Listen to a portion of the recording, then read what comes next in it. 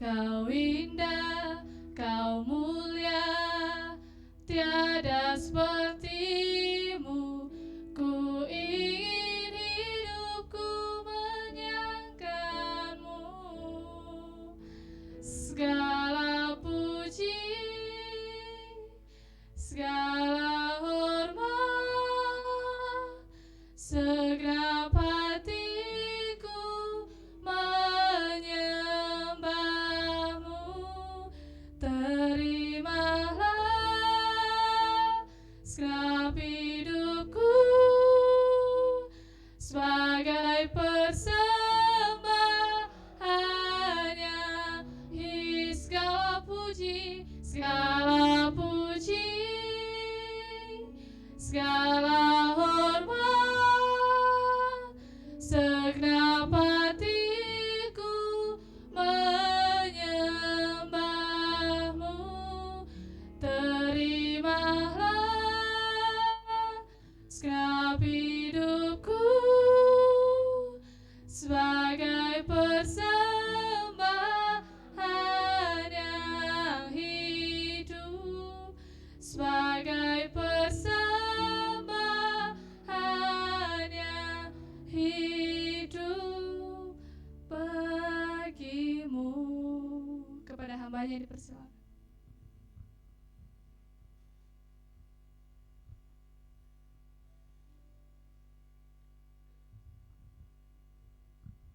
Mari kita berdoa. Segala pujian dan syukur kami kembalikan kepada-Mu ya Tuhan, sebab anugerah Tuhan yang besar dalam kehidupan kami sehingga kami boleh ada sampai saat ini. Dan di saat ini ya Tuhan, kami akan melakukan kegiatan seminar yang ada. Biar kiranya campur tangan Tuhan boleh menolong kegiatan ini dari awal pertengahan sampai pada akhirnya semua boleh berjalan dengan baik. Setiap peralatan perlengkapan yang dipergunakan semua boleh Tuhan tolong agar proses seminar ini boleh berjalan dengan baik ya Tuhan. Memberkati setiap narasumber yang ada, moderator serta MC yang ada ya Tuhan. Biarlah Tuhan berikan mereka hikmat daripada Tuhan. Setiap materi yang disampaikan nanti kami dapat boleh pahami dan kami dapat boleh mengerti agar kehidupan kami terus bertumbuh oleh kebenaran firman-Mu ya Tuhan, dan oleh setiap materi yang telah diberikan kepada kami. Kami serahkan seminar ini ke dalam tangan Tuhan, dalam nama Tuhan Yesus Kristus. Haleluya. Amin. Terima kasih kepada hamba yang telah membawa kita dalam doa pembukaan. Hadirin dimohon berdiri. Dengan sikap sempurna kita akan menyanyikan lagu kebangsaan Indonesia Raya.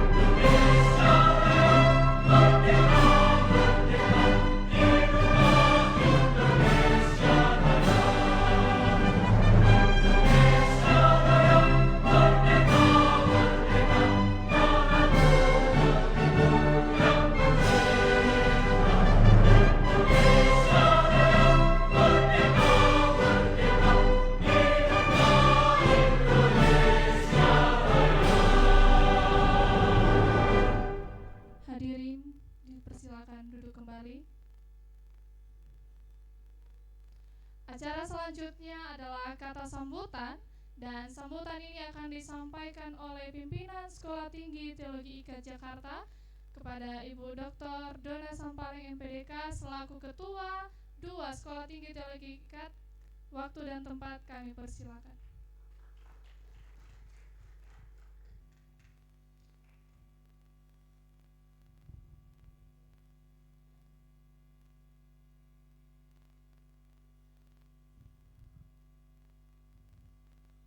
Ya, aduh, dingin ya. Shalom. Kurang semangat. Shalom. Ya, puji Tuhan. Yang kami hormati Bapak Rektor, Bapak Dr. Jimmy M.R. Lumintang. Yang kami hormati Ibu Dr. Merdiati Marbun MPD, Ketua 1 Sekolah Tinggi Teologi IKAT. Yang kami hormati secara khusus kepada kedua narasumber yang telah berkenan membagi waktu dan membagi pengalaman dalam seminar pada pagi hari ini. Bapak Profesor disegerakan Bapak Asep Aparadi MTH, dan juga kepada Ibu Dr. Feroska Momongan Teintang MPD yang akan menjadi narasumber pada seminar pagi hari ini. Kami hormati juga Bapak Moderator, ya, soon to be Dr. Handri Geradus MTH. Kita tepuk tangan untuk semua yang telah berkenan hadir pada pagi hari ini, dan semua rekan-rekan mahasiswa yang sudah kembali memenuhi kampus ya setelah waktu yang panjang untuk pelayanan dan juga libur Natal Tahun Baru. Dan apresiasi dan juga rasa hormat kami sampaikan kepada Bapak Ibu dosen dan juga mahasiswa program doktor yang berkenan hadir secara langsung on-site di tempat ini. Selamat berjumpa kembali Pak, selamat datang. Ya kalau mau tepuk tangan aja, jangan ragu. Yang kami hormati juga para partisipan yang telah bergabung di ruang Zoom. Saya kurang tahu situasi di ruang Zoom ada berapa, tapi seminar ini berlangsung secara hybrid. Jadi pasti ada beberapa mereka di antara yang ada di dalam ruang Zoom, ya, sudah banyak ya. Nah, Bapak Ibu, saudara-saudara yang terkasih, menyemangati kembali memasuki tahun 2026 yang meskipun menurut cuacanya mengundang atau memberikan peluang bagi kita untuk menikmati semacam lazy day ya, bermalas-malasan, tetapi gempita dari Dies Natalis ke-40 tahun STT IKAT sudah semakin dekat dan menggema, memberikan semangat bagi kita. Hal itu ditandai dengan hari ini kita mengawali semua kegiatan melalui seminar, dan ada 2 seminar penting yang akan kita ikuti pada hari ini. Lalu kemudian saya melihat bahwa dari 2 seminar yang akan berlangsung ini menjadi sesuatu yang sangat penting, urgent, dan merupakan panggilan bagi kita, terutama kita yang sedang mempersiapkan diri, kita yang sedang memaksimalkan potensi dan usaha untuk mengembangkan Sekolah Tinggi Teologi IKAT. Hari ini, di pagi ini, di sesi yang pertama, kita akan mendengarkan teoritis dan empiris dari kedua narasumber ya, Bapak Dr. Prof. Asep Aparadi dan juga Ibu Dr. Feroska, bahwa dalam era sekarang ini menjalankan kepemimpinan kita tidak dapat berjalan sendiri.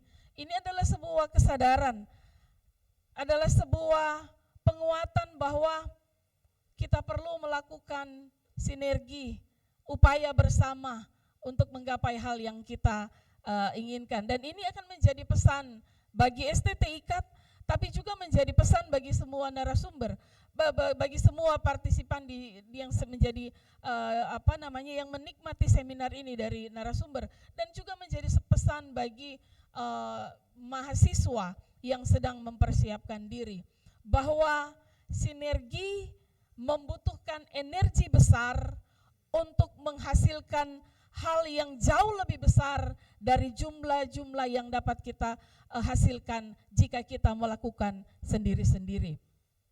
Kita akan belajar bagaimana memadukan berbagai karunia dan talenta untuk mencapai satu tujuan.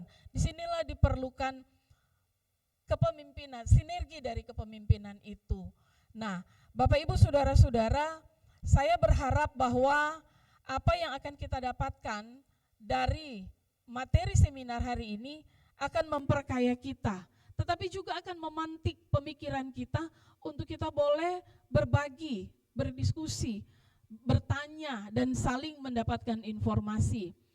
Saya berharap terutama kepada mahasiswa S1. Ini adalah bagian dari sebuah proses yang sangat istimewa, kesempatan yang diberikan oleh sekolah bagi adik-adik sekalian. Jangan melihat kepemimpinan sebagai sesuatu yang masih jauh di tangan kalian, tapi ini adalah sesuatu yang sangat berharga, bahwa sekolah membekali, kampus membekali kita sejak dini tentang sebuah kepemimpinan. Hari ini saudara duduk sebagai mahasiswa, besok dan pada waktunya nanti saudara akan duduk sebagai narasumber, saudara akan duduk sebagai pemimpin, saudara akan duduk sebagai CEO misalnya, ya, ketua yang gacor, ketua yang gacor. Nah, jadi marilah kita nikmati, marilah kita nikmati ini sebaik mungkin. Dan saya rindu supaya yang bertanya itu enggak orang itu saja, ya, enggak orang itu saja. Kalau hanya orang-orang itu saja, maka kita sedang menyia-nyiakan kesempatan, ya adik-adik mahasiswa ya S1 ya, semangat, amin, harus penuh semangat. Demikian pula dengan Bapak Ibu yang ada di ruang Zoom, ya, pagi yang dingin kita semangati dengan seminar di sesi yang pertama yang akan berlangsung sebentar lagi, dan juga di sesi yang kedua pada siang nanti. Selamat mengikuti seminar, dan Tuhan memberkati bagi kita sekalian. Seminar yang kedua nanti ini enggak kaleng-kaleng ya, ini yang turun langsung Pak Rektor sebagai narasumber. Karena itu saudara yang hadir on-site, saudara yang hadir online, jangan lewatkan 2 sesi dari seminar yang sangat penting ini. Segala kemuliaan hanya bagi Tuhan, Tuhan sumber hikmat bagi kita, memberi kita kekuatan, bagi narasumber, moderator, dan semua yang mengikuti acara ini dengan baik. Terpujilah nama Tuhan, Shalom.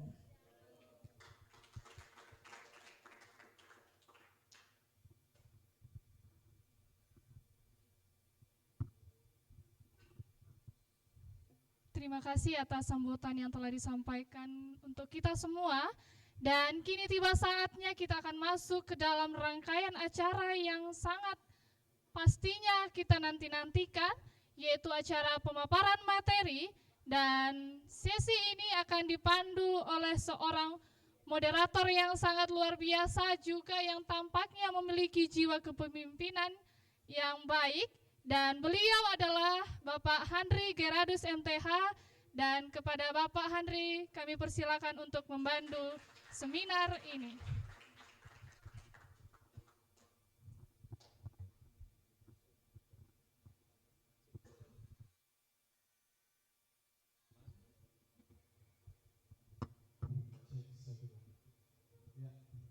Baik, terima kasih kepada pengarah acara yang sudah memimpin sejauh ini, dan Bapak Ibu Saudara, kegiatan kita lanjutkan dengan kegiatan inti kita, yaitu seminar nasional dengan pembahasan atau tema yaitu sinergi kepemimpinan. yang akan saya pandu di pagi hari ini. Dan sudah hadir di tengah-tengah kita 2 orang pembicara yang akan menyampaikan pemikirannya, yang akan memamparkan materinya mengenai sinergi kepemimpinan ini. Dan tidak berlama-lama saya undang kedua narasumber untuk mengambil tempat di depan, Bapak Asep Aparadi dan Ibu Feroska Taintang. Ya, silakan duduk. Sudah disiapkan tempat yang sangat nyaman. Ya. Sebelum para narasumber memaparkan materinya, saya akan membacakan CV singkat dari kedua narasumber. Narasumber yang pertama, Bapak Profesor Dr. Asep Aparadi, MTH. Ya, beliau memperoleh gelar Doktor Teologi dari Sekolah Tinggi Teologi IKAT Jakarta pada tahun 2019. Dan tetapi ya sejak 2016 beliau sudah mengabdi sebagai dosen tetap di Pasca Sarjana di alma maternya dan mengampu berbagai mata kuliah yang berkaitan dengan kepemimpinan Kristen. Ya, seperti teologi kepemimpinan Kristen dan manajemen gereja. Pada tahun 2025, beliau telah mencapai jenjang jabatan fungsional akademik sebagai profesor. Sebagai penulis dan pemikir yang aktif, beliau telah menerbitkan sejumlah artikel ilmiah di jurnal teologi nasional dan juga internasional. Luar biasa. Ia juga terlibat aktif dalam pelatihan kepemimpinan di berbagai instansi sekuler di Indonesia. Yang saya tahu beliau adalah salah satu pimpinan di salah satu perusahaan besar yang ada di Indonesia. Ya, itu reviewnya. Spill sedikit-sedikit ya Bapak Ibu.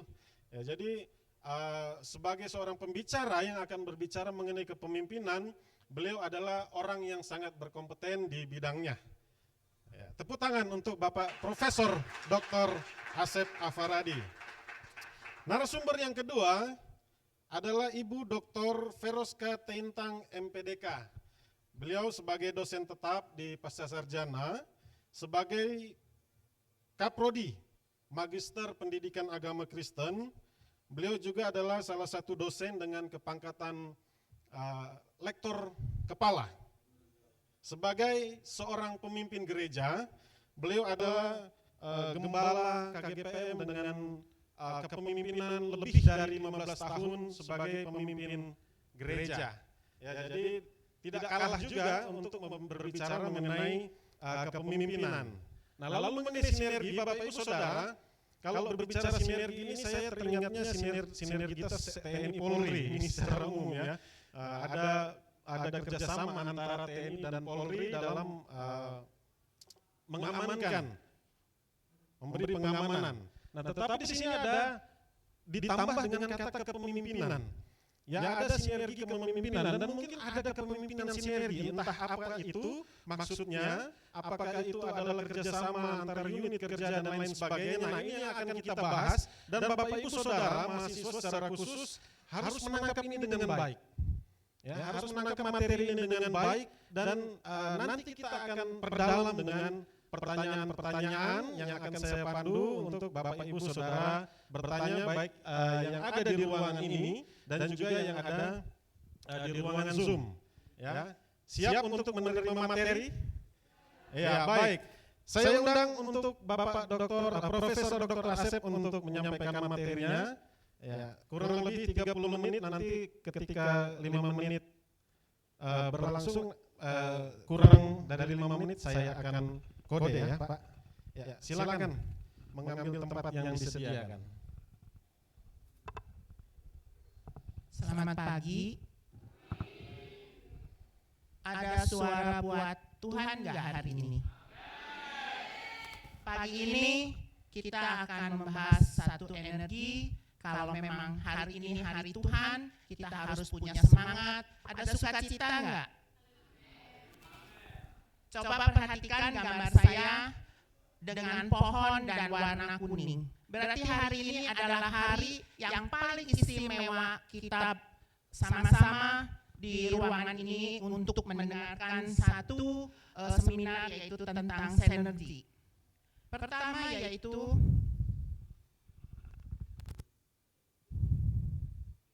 saya akan membahasnya tentang sinergi kepemimpinan Kristen di era modern. Hal ini akan saya bahas tentang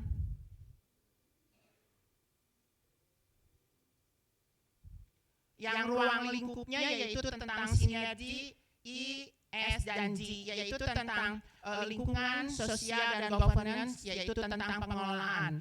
Tadi sudah dibicarakan oleh Ibu Dr. Ibu Dona, yaitu sinergi, yaitu memerlukan energi. Kalau kita memang anak Allah, tentu kita harus mempunyai iman dan energi untuk memuliakan Allah dengan perbuatan yang benar. Pertama, saya akan di outline-nya saya akan mengartikan tentang sinergi ini, yaitu tentang kepemimpinan. Yang kedua yaitu tentang konsep, yang ketiga tentang paradigma, keempat tentang tujuan, dan yang terakhir adalah tindakan nyata bagaimana seorang beriman melakukan perbuatan dengan benar di hadapan manusia dan bertanggung jawab untuk hidupnya masa depan dengan anak cucunya untuk di hadapan Allah. Pertama yaitu kepemimpinan Kristen berarti aspek penting dalam kehidupan manusia, dalam lingkungan sosial dan pengelolaan kehidupan. Yang kedua yaitu tentang konsep, yaitu pengaruh dan otoritas. Dan yang ketiga, paradigma kepemimpinan Kristen, yaitu teladan dalam pelayanan, kasih, dan karakter perbuatan. Inilah hal tiga penting untuk sinergi yang saya akan kemukakan. Dengan hormat saya mohon untuk memuliakan nama Allah, dengan hormat Ibu Dona untuk membaca yaitu tentang 1 Yohanes 3 ayat 18. Saya persilahkan Bu Dona untuk suaranya didengar dengan tingkap-tingkap surga.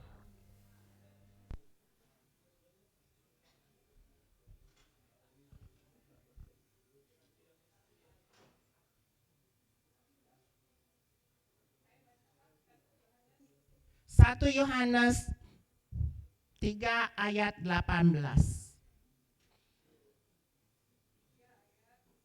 18. Oh, 1 Yohanes. 1 Yohanes 3:18.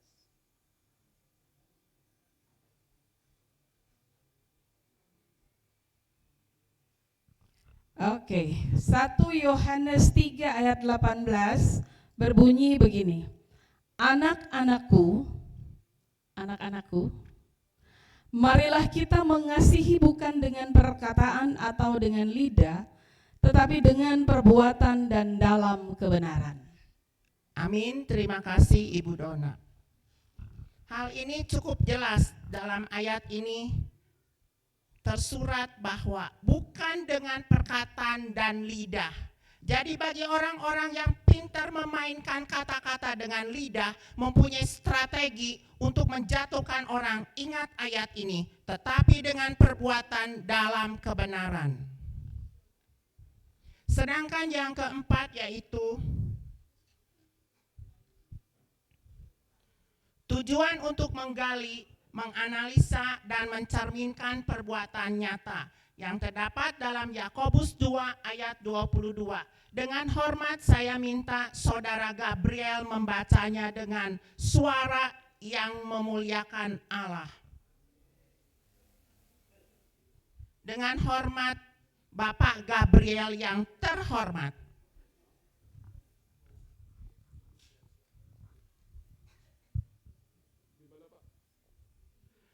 Yakobus 2 ayat 22.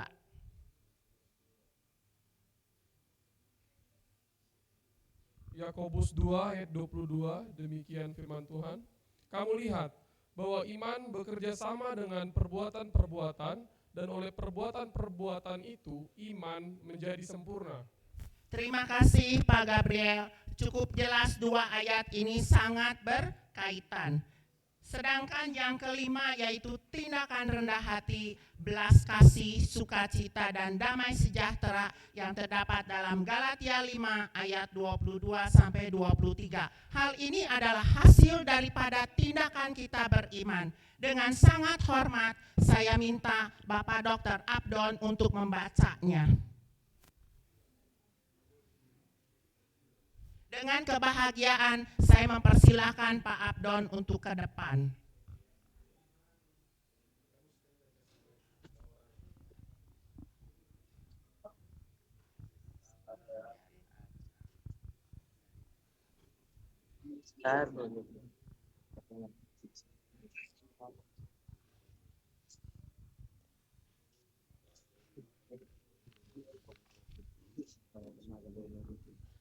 Galatia pasal 22 dan 23 demikian firman Tuhan.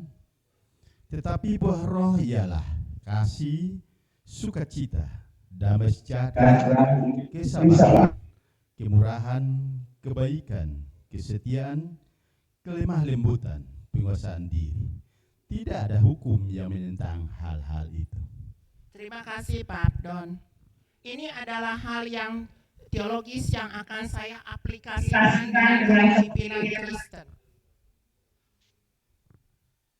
Pertama, kepemimpinan sebagai pelayan yaitu servant leadership, yaitu pemimpin sejati adalah yang tegas, bertanggung jawab, menerapkan kepercayaan dan loyalitas yang terdapat dalam Lukas 22 ayat 26.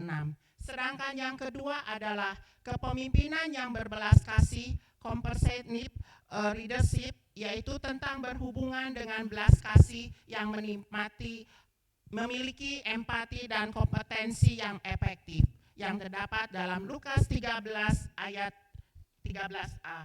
Sedangkan yang ketiga yaitu kepemimpinan yang berintegritas, merupakan hal yang penting dengan perkataan dan perbuatan penuh kepercayaan dan bertanggung jawab yang terdapat dalam Lukas 11 ayat 54. Sedangkan yang keempat yaitu kepemimpinan yang eksklusif, kemuliaan akan martabat dengan kepedulian yang mempunyai nilai tentang manfaat yang solusi dan kreatif dan inovatif yang terdapat dalam Lukas 6 ayat 36. Dan yang terakhir yaitu tentang kepemimpinan yang berorientasi pada visi dan misi yang terdapat dalam Lukas 19 ayat 10. Hal ini mengajarkan tentang moral, etika, dan tindakan nyata sehingga mampu berkomunikasi secara efektif, prinsip teknik, dan strategi yang meliputi integritas, kejujuran, komitmen, konsisten, dengan rencana yang pasti. Jadi, kausabilitasnya yaitu sebab dan hubungan aplikasi dan penerapan, yaitu kepemimpinan Kristen yang mampu menciptakan lingkungan sosial dan tata kelola yang membangun untuk komunitas dengan menciptakan keharmonisan kontribusi untuk melayani dengan kasih, integritas, inklusif, orientasi visi dan misi dengan tindakan yang berkarakter serta validasi yang memang punya selektif yang nyata yang terdapat dalam 1 Timotius 4 ayat 15. Jadi hal ini semua saya mengambil sumbernya dari buku saya, yaitu sebuah pengantar nilai-nilai kepentingan Kristen dari Injil. Bapak dan Ibu, hari ini adalah tanggal 13 Januari tahun 2026. Bila kita merupakan penerapan apa yang hari ini adalah hal yang paling istimewa yang tadi diutarakan oleh Ibu Dona. Kenapa? Karena tahun 2026 yaitu 20 ditambah 26 adalah 46. Sedangkan 13 yaitu 1 ditambah 1 dikali 3 yaitu 6. Jadi 46 dikurang 6 adalah 40 tahun. Jadi disnatalis hari ini yang saya utarakan sesuai dengan Ibu Dona adalah sukacita yang tepat bahwa Pemikiran dan aplikasi apa yang telah dikemukakan oleh saya merupakan salah satu contoh bagaimana sinergi bekerja sama di dalam lingkungan, situasi, dan keadaan bahwa nama Allah layak untuk dipermuliakan. Terima kasih, Shalom. Ya, beri tepuk tangan yang meriah. Ya, narasumber yang pertama sudah memaparkan materinya. Ya, saya rasa cukup jelas ya, Bapak Ibu Saudara, dengan tampilan dari Videotron tadi mengenai poin-poin, ya, poin-poin bagaimana sinergitas itu. Ya, sempat saya catat tadi ada komunikasi. Ini kuncinya adalah komunikasi, lalu ada kerjasama. Ya, jadi di komunikasi itu ada etika, bagaimana berkomunikasi dan jujur, sehingga dalam setiap unit kerja itu ada sinergi, ya, ada sinergitas di dalamnya. Ya, apalagi tadi sudah ditambahkan dengan firman Tuhan dari beberapa ayat tadi yang memang relate, berhubungan dengan sinergi mengenai kepemimpinan Kristen. Dan sebagai promosi sedikit, Bapak Ibu Saudara, narasumber menerbitkan buku, menulis buku, ya. Ini bukunya tadi yang sudah sempat ditampilkan, yaitu buku Kepemimpinan Kristen dari Injil, ya, sebuah pengantar nilai-nilai kepemimpinan Kristen dari Injil. Buku ini bisa didapatkan di mana, Pak? Bisa menghubungi narasumber, ya, dan juga bisa dari menghubungi media STT IKAT, bisa, ya, menghubungi Pasca Sarjana STT IKAT, ya. Buku ini buku kesekian, saya kurang tahu buku keberapa, tetapi beliau memang aktif dalam menulis buku, bukan hanya buku tetapi juga jurnal-jurnal yang tadi saya sebutkan, baik di nasional juga jurnal internasional. Jadi di sini ada materi yang tadi disampaikan oleh narasumber. Ya, terima kasih untuk pemaparan dan pencerahan yang diberikan oleh narasumber pertama. Lalu kita berlanjut ke narasumber kedua untuk menyampaikan, memaparkan materinya, kurang lebih juga 30 menit, dan nanti akan saya ingatkan kembali. Saya undang dengan hormat Ibu Dr. Veroska Tintang MPDK untuk menyampaikan materi.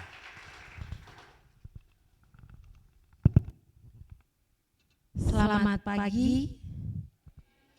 Masih pagi kan ini ya? Salam sejahtera bagi kita. Shalom. Berjumpa lagi di seminar di tahun 2026 ini. Mengawali kegiatan seminar Sekolah Tinggi Teologi IKAT dalam rangka Disnatalis STT IKAT, maka hari ini saya boleh ada di panggung bersama Profesor Asep dan bersama Bapak Handri Geradus. Tidak terlambat untuk saya mengucapkan selamat tahun baru buat semua, ya. Selamat tahun baru tahun 2026.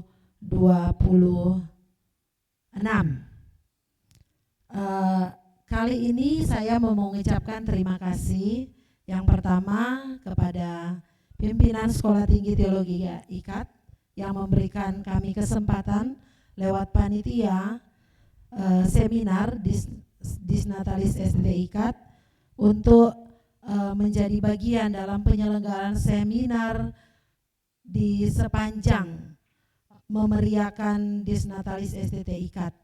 Terima kasih untuk pimpinan STT IKAT, untuk panitia Disnatalis STT IKAT, dan tentunya terima kasih juga untuk tim seminar yang memberikan kesempatan bagi kami, secara khusus bagi saya, untuk menyampaikan materi pada hari ini. Kalau tadi Bapak Profesor Asep sudah menyampaikan bagaimana sinergi kepemimpinan itu dilihat dari bingkai teologi. Nah, kali ini saya masih dengan tema yang sama, sinergi kepemimpinan, tetapi saya mengacu kepada kepemimpinan pendidikan. Ya. Karena memang home base saya ada di pendidikan, jadi saya mengacu kepada kepemimpinan pendidikan, ya, secara khusus, ya. Jadi memang agak berbeda dari pemaparan yang disampaikan oleh Pak Asep, ya, kepemimpinan pendidikan di Indonesia. Namun tentunya tetap berhubungan dengan bagaimana menciptakan sinergi kepemimpinan dalam dunia pendidikan.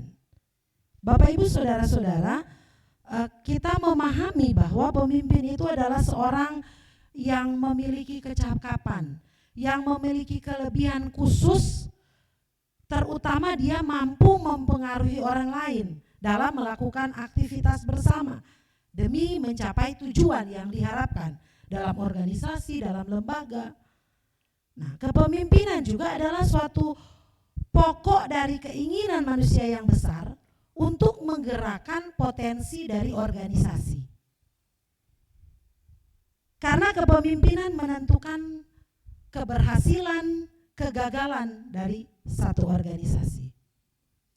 Nah, kepemimpinan pendidikan yang efektif, ya, karena saya memang hanya dalam bingkai pendidikan, kepemimpinan pendidikan yang efektif memberi dasar dan menempatkan tujuan pada posisi penting, ya, untuk merubah norma-norma dalam program pendidikan. Secara khusus, ya, dalam program pembelajaran. Harapannya supaya apa? Harapannya supaya ada peningkatan produktivitas. Secara khusus di dunia pendidikan, kemudian ada pengembangan pendekatan kreatif untuk mencapai hasil yang maksimal dari program institusi pendidikan. Semua ini kalau kita kaitkan dengan tujuan pendidikan nasional, ini mengarah kepada bagaimana Indonesia menuju kepada Indonesia Emas 2045. Nah, untuk lebih spesifiknya, ketika kita mau menghubungkan dengan sinergi kepemimpinan, berarti pendidikan ini akan berhubungan dengan berbagai bidang yang lain. Saya coba mengangkat dua kasus yang marak, yang ramai di Indonesia ini. Atau framing kasus, saya ambil contoh BMG. Ya. Ini adalah satu kebijakan pendukung pendidikan, ya, yang dijadikan program oleh pemerintah. Tetapi kalau kita melihat lebih jauh lagi, ini bukan kebijakan pedagogis. Jadi program pemerintah MBG, ya, makanan bergizi gratis ini menunjukkan bahwa kepemimpinan pendidikan tidak hanya berbicara tentang kurikulum, tentang pembelajaran, tetapi juga tentang bagaimana kebijakan pendukung pendidikan dijalankan secara aman, kontekstual, dan terkoordinasi. Tapi apa yang kita lihat realitanya di lapangan? Ya. Kita lihat realitanya di lapangan, pemerintah pusat berperan sebagai policy leader. Ya. Mereka pembuat kebijakan dengan tujuan MBG atau makanan bergizi gratis ini untuk meningkatkan kesehatan dan konsentrasi belajar siswa, untuk mengurangi ketimpangan gizi di antara berbagai daerah yang ada di Indonesia, sehingga mendukung capaian pendidikan bukan hanya dalam beberapa jangka waktu, tetapi dengan jangka waktu yang panjang. Itu secara teori, ya. Nah, ini contoh kepemimpinan sistemik lintas sektor. Jadi ada pendidikan dengan kesehatan dan pendidikan, kesehatan, dan logistik. Jadi kita sudah bisa lihat sinergitas kepemimpinan yang ada Tapi realita yang kita temukan kan terjadi keracunan di berbagai daerah. Ya. Sekolah dan kepala sekolah itu tidak dilibatkan dalam perencanaan teknis, tidak memiliki kapasitas untuk menilai atau mengawasi kualitas dari makanan. Koordinasi pemerintah pusat ke daerah sekolah itu lemah dan tidak searah. Itu yang bisa kita lihat lewat informasi-informasi baik media, di sosial media banyak. Jadi masalahnya di sini ada di dalam masalah kepemimpinan. Pemerintah sangat dominan. Memang mereka adalah decision maker, tapi minim sebagai enable. Pengambilan keputusan tetapi tidak bisa menjangkau secara keseluruhan, sehingga kita lihat terjadi berbagai kasus. Tidak terlihat bagaimana mekanisme feedback dari sekolah. Pelimpahan kewenangan yang jelas ke level satuan pendidikan itu tidak nampak. Dan kepala sekolah tidak di posisi sebagai pemimpin lapangan, melainkan sebagai pelaksana yang pasif. Saya kemarin pulang kampung dan saya lihat bagaimana mekanisme penyaluran MBG di Kecamatan Tompaso. Jadi berpeluang akan ada kasus-kasus yang muncul, ya, karena tidak ada sinergitas kepemimpinan. Padahal kan seperti yang saya katakan, sinergitas kepemimpinan itu akan terlihat dalam pendidikan, dunia pendidikan, ya, kesehatan dan logistik. Karena pemerintah itu sangat dominan sekali, ya. Padahal sebenarnya dia harus bekerja sama, membangun komunikasi, berhubungan dengan sekolah atau pendidikan tingkat satuan. Yang kedua, kasus yang kedua itu tentang kurikulum merdeka. Kurikulum merdeka. Nah, kurikulum merdeka ini sebagai ujian nyata kepemimpinan pendidikan. Kurikulum merdeka bukan masalah kurikulum semata, tetapi masalah kepemimpinan dalam mengelola perubahan. Nah, pemerintah mendorong untuk fleksibilitas pembelajaran, otonomi sekolah dan guru, kepemimpinan instruksional kepala sekolah. Secara teori kita melihat ada desentralisasi kepemimpinan pendidikan. Tetapi ketika kita lihat di lapangan, guru bingung menerjemahkan konsep kurikulum, konsep itu ke praktek. Guru hanya terbeban dengan administrasi baru. Sedangkan kepala sekolah fokus administrasi bukan pedagogik dan kurang memahami pendampingan nyata yang harus dilakukan. Jadi implementasi sangat tidak merata antara daerah. Ya. Otonomi itu diberikan, tapi kapasitas tidak dibangun secara seimbang. Nah, kalau kita melihat masalah kepemimpinan, kita melihat juga di sini pemerintah itu hanya menjadi policy lecturer, ya, bukan policy companion. Sekolah tidak siap memimpin perubahan. dan terjadi leadership yang gap antara visi nasional dan praktik di kelas. Nah, memang permasalahan-permasalahan ini ada solusinya. Jadi pertanyaan bagi kita, pertanyaan yang kritis, apakah kurikulum merdeka benar-benar memerdekakan sekolah atau hanya memindahkan beban dari pusat ke sekolah?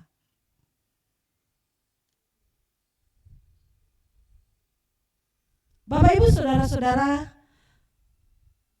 MBG, kurikulum merdeka, ya. Baik dalam MBG maupun kurikulum merdeka, masalah utama pendidikan Indonesia bukan pada kurangnya kebijakan, tetapi kepada kepemimpinan yang belum sepenuhnya kolaboratif antara pemerintah dan pelaksana pendidikan. Kita lihat pada slide yang pertama. Ya. Saya belum sampai di situ ya, masih slide. Waduh.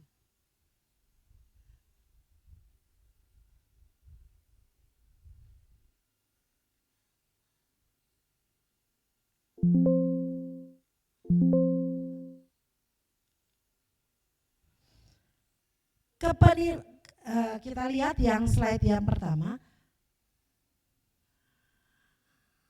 Ini sepertinya mereka salah nih. Untuk maksudnya setelah saya menjelaskan bagaimana sebenarnya kondisi yang ada yang berhubungan dengan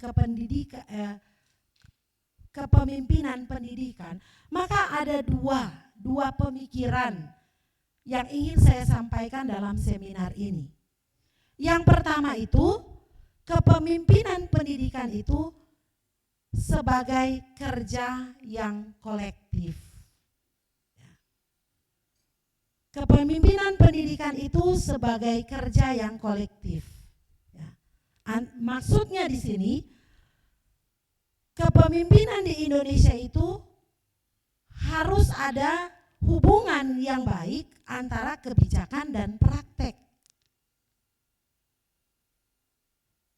Kita melihat bahwa kepemimpinan pendidikan di Indonesia dari kebijakan ke praktek, kepemimpinan pendidikan di Indonesia tidak terdiri dari satu aktor, melainkan pada relasi antara pemerintah dan pelaksana pendidikan. Ada kepala sekolah, guru, orang tua, bahkan institusi sekolah.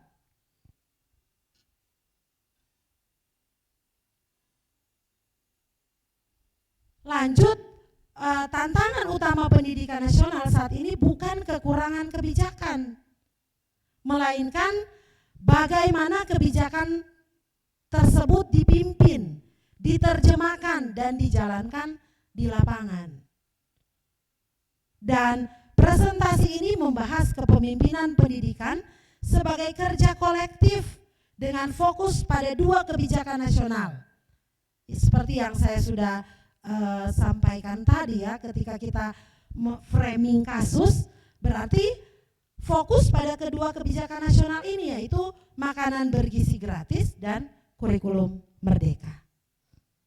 Kepemimpinan pendidikan di Indonesia tidak dapat dipahami hanya sebagai peran individu, kepala sekolah atau pejabat dinas pendidikan. Dalam konteks sistem pendidikan nasional, kepemimpinan bersifat kolektif dan berlapis, melibatkan pemerintah pusat, pemerintah daerah, kepala sekolah, guru, serta institusi pendukung lainnya. Tantangan utama bukan pada kekurangan regulasi, melainkan pada bagaimana kebijakan tersebut diterjemahkan dan dijalankan secara efektif di lapangan. Itu pemikiran saya yang pertama. Jadi kepemimpinan pendidikan itu sebagai kerja yang kolektif. Yang kedua, kepemimpinan pendidikan itu sebagai sinergi sistem.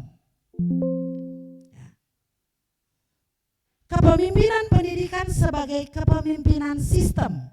Secara konseptual, kepemimpinan pendidikan modern menempatkan pemerintah sebagai pengarah visi dan penjamin mutu, bukan satu-satunya pengendali. Sekolah dan kepala sekolah diposisikan sebagai pemimpin lapangan yang memahami konteks lokal peserta didik dan komunitasnya. Sinergi ideal terjadi ketika terdapat kejelasan peran, komunikasi dua arah, serta ruang adaptasi kebijakan di tingkat satuan pendidikan. Secara konseptual, kepemimpinan pendidikan modern menekankan pendekatan sistem leadership, di mana pemerintah berperan sebagai pengarah kebijakan dan penjamin mutu, sementara satuan pendidikan menjadi pelaksana yang adaptif terhadap konteks lokal. Teori ini menunjukkan keselarasan visi, kejelasan peran, serta komunikasi dua arah antara pembuat kebijakan dan pelaksana pendidikan agar tujuan pendidikan nasional dapat tercapai secara berkelanjutan. Jadi dua hal ini yang dengan saya mengangkat dua kasus, observasi, melihat dan meneliti, dua hal ini yang perlu diterapkan. Yang pertama itu adalah kolaborasi, kepemimpinan yang kolektif dan bersinergi, dalam arti ada kolaborasi, ada kerjasama. Nah, bicara soal topik seminar sinergi kepemimpinan yang seperti saya katakan bahwa saya menyorotnya dalam pendidikan, ini adalah kolaborasi efektif antara kepala sekolah, guru, siswa, orang tua, pemangku kepentingan, dan yang lainnya untuk menciptakan lingkungan sekolah, lingkungan pendidikan yang positif, inklusif, berkualitas, bermutu, dengan integritas, visi, komunikasi, serta pemberdayaan semua pihak, agar tujuan pendidikan itu tercapai optimal. Elemen kunci dari sinergi kepemimpinan pendidikan yang pertama itu kepemimpinan yang kolaboratif. Yang kedua itu kepemimpinan mutu, yang ketiga itu supervisi akademik, dan yang keempat itu kepemimpinan melayani atau servant leadership. Maka akan tercipta sinergi dalam kepemimpinan. Secara khusus tentunya dalam pendidikan. Karena sekali lagi kita punya satu tujuan yang sama, menuju Indonesia Emas 2045. Kiranya bahasan saya ini memberikan pencerahan bagi kita sekalian, karena saya mengangkat dari, saya framing kasus supaya lebih nyata bagaimana sebenarnya kita mau menciptakan sinergi kepemimpinan itu secara khusus di pendidikan. Demikian pembahasan saya. Terima kasih, Tuhan memberkati. Shalom. Ya, kita berikan tepuk tangan untuk pemaparan materi yang sudah dipaparkan oleh narasumber Ibu Dr. Veroska Tentang. Ya, berbicara sinergi kepemimpinan dari sudut pandang pendidikan, khususnya pendidikan di Indonesia. Terima kasih untuk pemaparannya yang sudah memberikan baik itu teori yang sudah dilengkapi bahkan dengan contoh kasus yang terjadi dalam dunia pendidikan di Indonesia. Ya, dalam yang disampaikan, materi yang disampaikan tadi, saya menangkap ada sinergi lintas sektor. Ya, ini bukan saja lintas unit saja, unit kecil, tetapi ini cakupannya ternyata lebih luas. Dalam dunia pendidikan itu bukan hanya sekedar berbicara pendidikan, tetapi ternyata ada juga kesehatan di dalamnya. Tadi dengan contoh kasus MBG yang ada.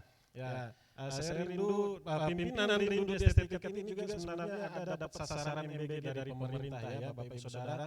Tetapi setelah saya pikir-pikir juga ternyata kalau estetika dapat MBG, ini saja mahasiswa sudah bergizi sekali.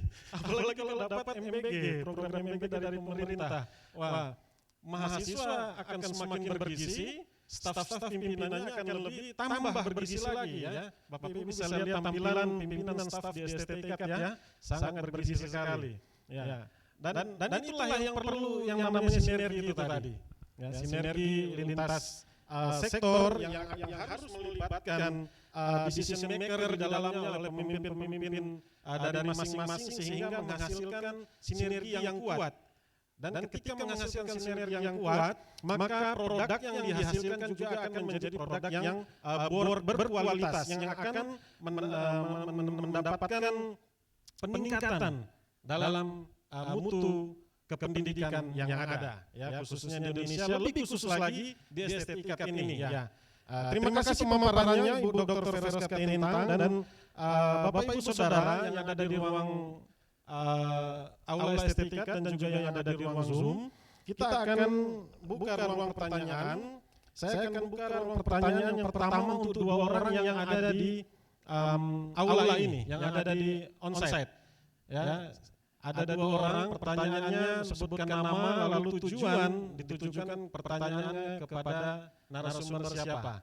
Di sini ada Matthew ya yang pertama, lalu di sebelah sini ada, saya utamakan dulu, di sebelah kanan saya, Putri Sion adakah?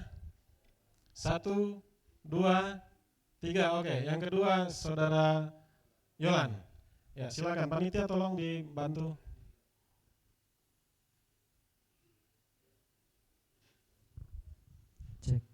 Oke, puji nama Tuhan, Shalom pada 2 narasumber yang sudah telah memaparkan materi kepada kita. Terima kasih atas pemaparannya. Dan pertama saya ucapkan selamat tahun baru Pak dan Ibu. Ya. Saya mau bukan bertanya Pak, tapi saya mau menanggapi dan menambahkan saja. Mungkin ada yang kayak kurang buat saya, tapi mungkin juga bisa menjadikan pembelajaran juga buat kita semua gitu, tentang sinergi kepemimpinan ini. Oke. Tadi dari Bapak Profesor Dr. Asep Farhadi mengatakan bahwa kita sebagai pemimpin mengenai harus ada integritas, ya.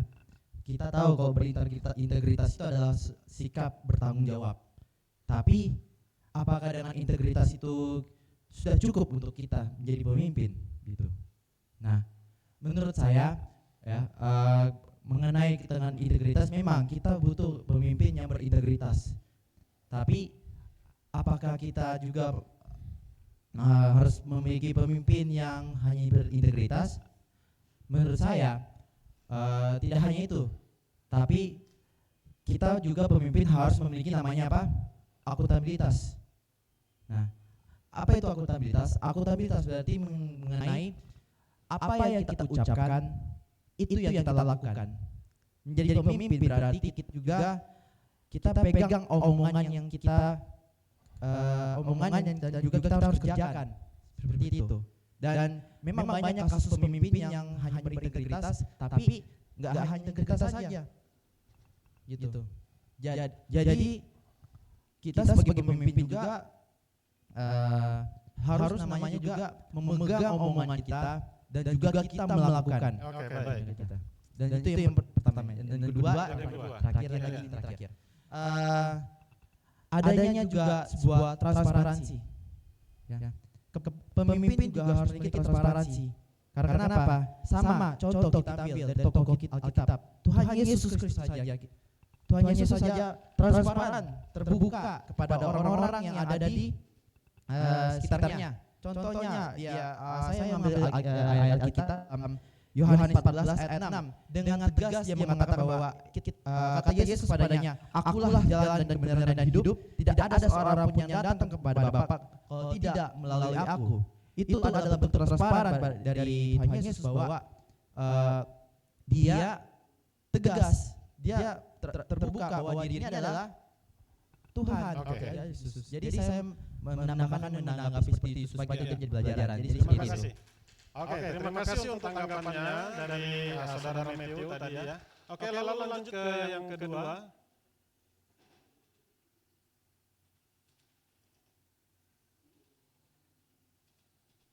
Dari Saudara Yolan.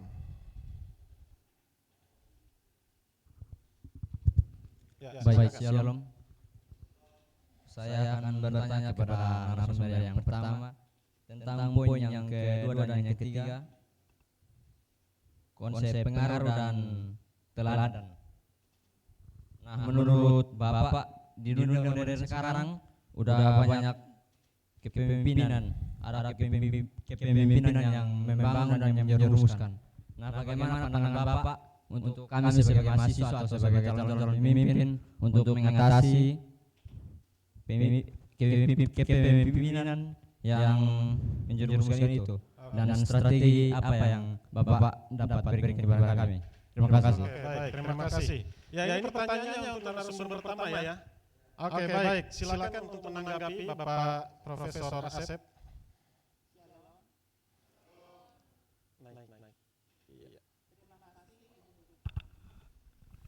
Terima kasih untuk dua pertanyaan ini yang saya akan jawab sekaligus, yaitu tentang pertanyaan pertama itu yang berhubungan dengan 1 Yohanes 3 ayat 18. Cukup jelas di sini terpampang bahwa perkataan atau lidah tetapi dengan perbuatan dalam kebenaran. Tentu kebenarannya sini kita sebagai orang yang beriman. Bagaimana kita sebagai orang beriman? Sesuai dengan Yakobus 2 ayat 22 yang mengatakan, kamu lihat bahwa iman bekerja sama dengan perbuatan-perbuatan. Ini adalah bekerja sama sesuai dengan sinergi, dan oleh perbuatan-perbuatan itu iman menjadi sempurna.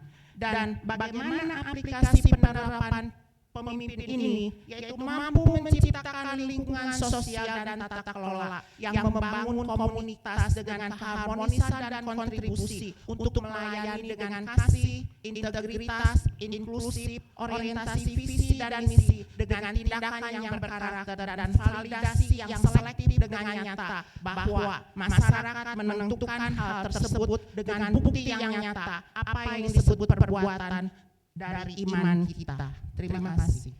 Baik. Lalu yang kedua, Pak, pertanyaan dari Saudara Jolan itu mengenai pengaruh dan teladan. Seharusnya pemimpin tidak mengarahkan kepada hal yang negatif tadi. Saya tangkap seperti itu. Bagaimana sinergi kepemimpinan pemimpin, ya ini terutama pemimpinnya ini. Pemimpinnya mengenai mengarahkan justru ke hal yang tidak baik. Jadi yang diminta tadi tanggapan dan tips dari Bapak untuk atau pandangan Bapak mengenai pemimpin yang seperti ini. Jadi yang mempunyai komunitas dengan membangun keharmonisan kontribusi untuk melayani dengan kasih, integritas, inklusif, orientasi visi dan misi dengan tindakan yang berkarakter dan relasi yang baik dengan validasi yang selektif dengan nyata di masyarakat. Iya, baik. Terima kasih untuk jawaban dari Bapak narasumber yang pertama. Ya ini pertanyaannya untuk narasumber pertama, tapi saya beri kesempatan untuk mungkin ada yang mau ditanggapi dari Bu Veroska dari dua penanya tadi. Yang satu bukan bertanya, ya, menambahkan malah justru mengenai integritas dan akuntabilitas dan ada ya. Yang kedua ini mengenai kepemimpinan pemimpin yang justru malah mengarahkan ke hal yang tidak baik. Bagaimana tanggapan Ibu? Ya, terima kasih untuk kesempatannya, moderator yang memberikan saya kesempatan. Ya, sebenarnya yang pertama itu tanggapan ya, ide gagasan dari dia untuk melengkapi apa yang disampaikan pada siang hari ini. Memang benar apa yang disampaikan oleh Saudara Matthew itu bagian dari kapasitas, kompetensi, kemampuan yang harus dimiliki oleh seorang pemimpin. Ya, dia harus punya integritas. Ya, integritas bukan hanya bicara juga soal tanggung jawab, tapi integritas juga berbicara soal kejujuran. ya, dan tentang transparansi itu sering digaungkan di berbagai organisasi. Ketika berjalannya roda organisasi, maka di semua bidang itu harus ada keterbukaan, transparansi, dan biasanya itu dilakukan lewat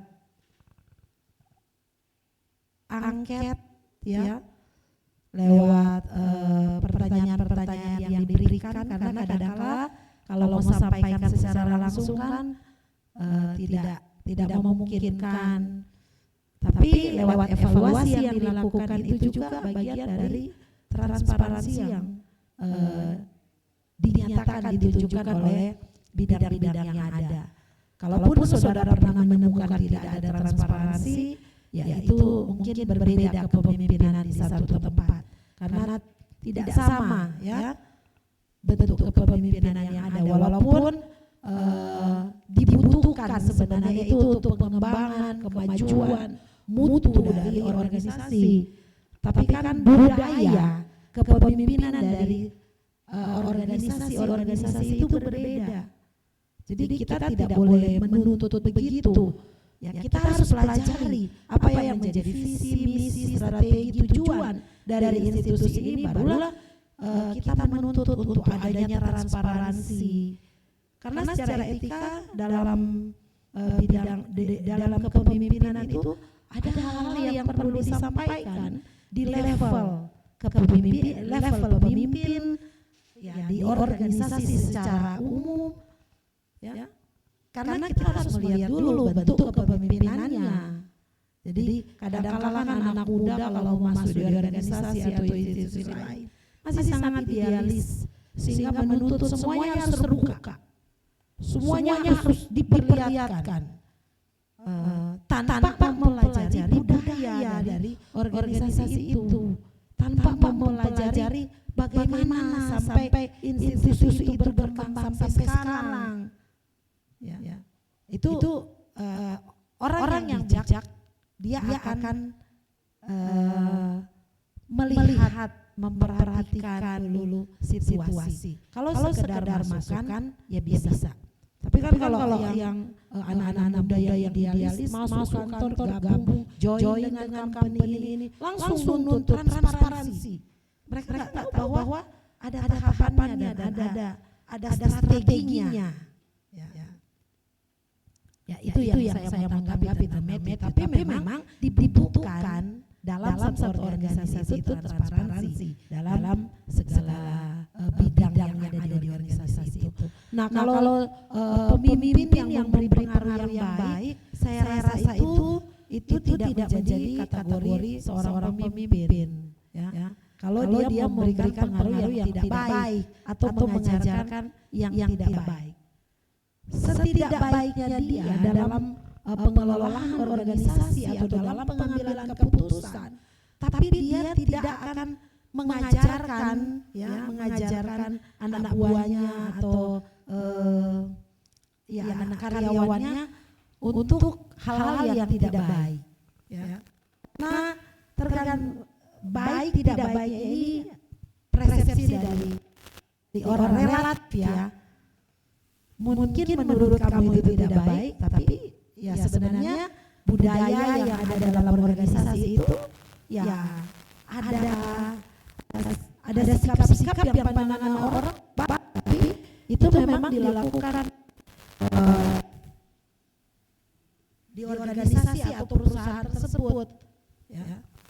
Jadi memang harus dipelajari dulu. Tapi pada prinsipnya seorang pemimpin yang baik, dia akan mengajarkan yang baik kepada anak buahnya. Dia akan mendelegasikan pekerjaan yang baik, memberi contoh, memberi teladan, melegasikan hal-hal baik. Untuk apa? Untuk kemajuan organisasi atau perusahaan yang dipimpinnya. Mungkin itu saja tanggapan saya. Baik. Terima kasih ya Saudara Matthew dan Saudara Jolan atas tanggapan dan pertanyaan yang disampaikan tadi. Ya, memang dari masukan dan pertanyaan itu tadi itu sebenarnya ada di buku ini ya Bapak Ibu Saudara ya. Di buku ini pun ada juga mengenai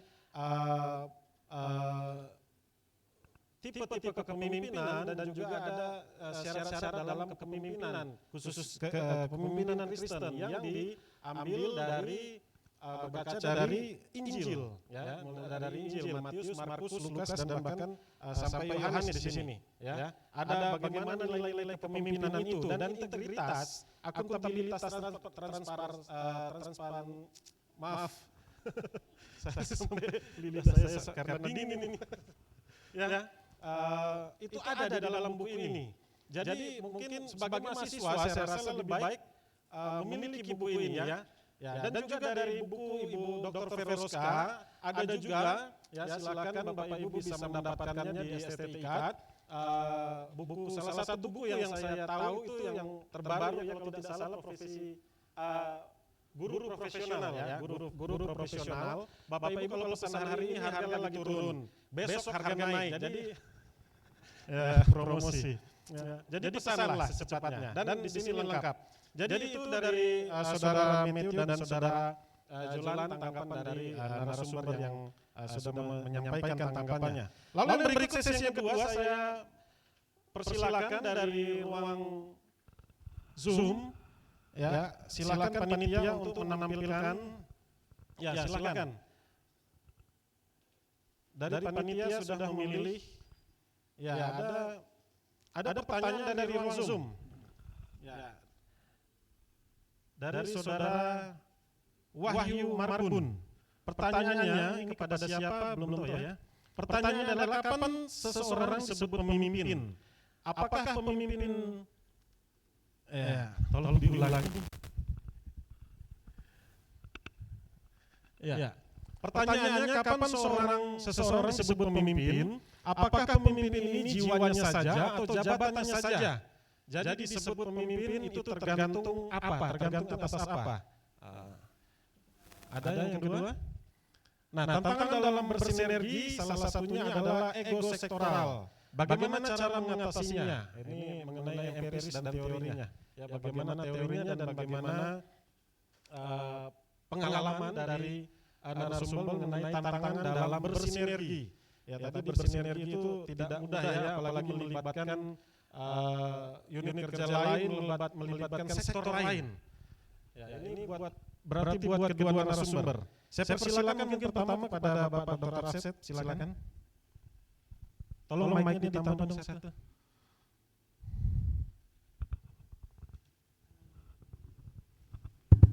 Saya akan menjawab dari Pak Wahyu, yaitu kapan seseorang dan syaratnya sesuai dengan jiwa dan jabatan. Jadi seseorang ini bila kalau jiwanya mempunyai paradigma kepemimpinan Kristen, yaitu sebagai teladan di dalam pelayanan, kasih, dan karakter perbuatan yang sesuai tadi 1 Yohanes 3 dan 18. Sedangkan jabatannya yaitu seseorang yang mampu mengelola dengan baik apa yang disebut lingkungan dan sosial, dengan komunitas yang baik, tentu dengan integritas dan visi dan misi, serta tindakannya itu mempunyai karakter dan relasi, sehingga validasi yang benar dan selektif di masyarakat itu terbukti apa yang disebut perbuatannya, pembuktiannya dari iman, sehingga masyarakat bisa melihat sampai sejauh mana orang itu menjalankan jabatannya dengan baik. Sedangkan yang kedua yaitu tentang ego dan bagaimana mengatasinya. Tentu hal ini kita harus berkaca tentang di dalam Yakobus 2 ayat 22. Bagaimana mengacanya itu yaitu perbuatan-perbuatannya sehingga iman menjadi sempurna. Bagaimana iman sebagai sempurna itu seseorang itu mempunyai pelayanan, kasih, dan karakter serta perbuatan yang tentu mempunyai keseimbangan antara lingkungan sosial dan tata kelola bagaimana dia hidup di masing-masing keadaan dan daerah. Terima kasih. Ya, baik, terima kasih Bu Dr. Veroska. Baik, terima kasih. Ya, saya akan menjawab pertanyaan dari Saudara Wahyuda ya. Kapan seseorang itu menjadi pemimpin? Ya, jawaban saya sih kapan saja. Ya, kapan saja dia bisa menjadi pemimpin, tidak tergantung usia, ya, atau jabatan. Saat dia menunjukkan karakter seperti integritas, ya, empati, keberanian, tanggung jawab, dan kemampuan mengambil keputusan, serta mau belajar mengembangkan diri, ya, untuk dapat membimbing orang lain, mengarahkan orang lain untuk sampai kepada tujuan yang diharapkan. Ya disitulah dia sudah menunjukkan tanda-tanda siap menjadi pemimpin.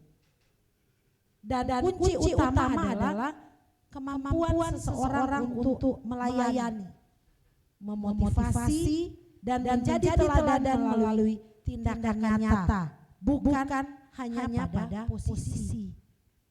Jadi kapan saja, tidak dibatasi oleh usia, tidak dibatasi oleh jabatan, ya. Dan seseorang yang siap untuk menjadi pemimpin, ya, menurut teori dikatakan yang pertama dia harus mampu memimpin dirinya sendiri. Itu yang pertama, ya. Dia harus mampu memimpin dirinya sendiri. Dan harus memiliki kesadaran bahwa ada tanggung jawab kalau menjadi seorang pemimpin. Ada tanggung jawab untuk mengajar, membimbing, ya, mengembangkan seseorang. Apalagi kalau sudah berbicara perusahaan, ya, organisasi yang dipimpin. Dan yang menjadi karakter kunci, ya, karakter kunci untuk menjadi seorang pemimpin, ya, integritas, empati, bijaksana, berani, ya, visioner, dan dia harus memiliki atau ketika mengambil keputusan, dia harus jadi orang yang inisiatif, ya. Tidak menunggu ditunjuk, tidak menunggu disuruh, tetapi aktif berkontribusi untuk kemajuan, ya. Dan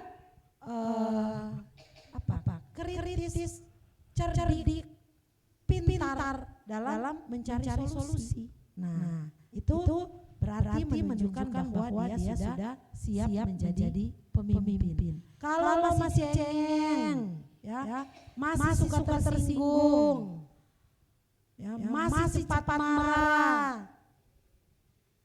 itu beberapa hal yang sangat kontradiktif dengan karakter seorang pemimpin, ya. Jadi itu yang saya bisa jawab, ya, yang ditanyakan oleh saudara Yuda. Nah, kemudian pertanyaan yang kedua tentang tantangan ya dalam membangun kolaboratif. Ya, karena ada ego seseorang. Ada ego, ya. Ada ego. Tadi saya sudah katakan ya dalam materi saya bahwa sinergi ideal itu terjadi ketika ada yang pertama ada kejelasan peran. Nah, kalau kita tahu peran kita, tugas kita, tanggung jawab kita, maka ego itu ya tidak akan melebihi dari apa yang menjadi tugas tanggung jawab kita. Memang kita senang melihat orang yang apa saja dia mau kerjakan. Ya. Tapi kadang-kala dalam kepemimpinan atau dalam organisasi sudah seperti overlap kan, jadi maunya dia semua. Tapi idealnya kalau sinergi ini dan untuk memenangkan ego itu, ya pemimpin itu harus menyadari job desknya masing-masing. Karyawannya atau anak-anak buahnya harus punya job description yang harus kerjakan berdasarkan perannya masing-masing. Kemudian ya tentu dalam berbagai keputusan, kebijakan yang diambil harus membangun komunikasi. Harus membangun komunikasi dengan baik kepada semua level, baik dari level atas sampai ke level bawah. Ya, mungkin itu saja yang bisa saya tambahkan ya. Ya, terima kasih. Ya, berarti kita harus dalam sebagai pemimpin ya, dan juga pimpinan, lalu dalam kepemimpinan itu berarti kita harus memiliki penguasaan, ya, penguasaan baik itu penguasaan diri, penguasaan lingkungan, sehingga terjadilah sinergi dalam kepemimpinan, ya, terjadi sinergi yang baik di situ dikatakan tadi. Ya, tetapi seorang pemimpin ya, harus beres dulu dengan dirinya sendiri, baru dia bisa menjadi seorang pemimpin. Kurang lebih seperti itu ya. Secara khusus menjadi pemimpin dalam kekristenan, ya, dalam kepemimpinan Kristen, dirinya sendiri dulu harus sudah jelas sudah menjadi seorang yang lahir baru, kan kurang lebih seperti itu yang dijabarkan oleh narasumber. Oke, baik, masih ada kesempatan untuk di ruang Zoom ini, apakah masih ada? Masih ada waktu? Ya, baru satu orang tadi pertanyaan dari ruang Zoom. Jika ada silakan panitia tolong di. Apa masih ada?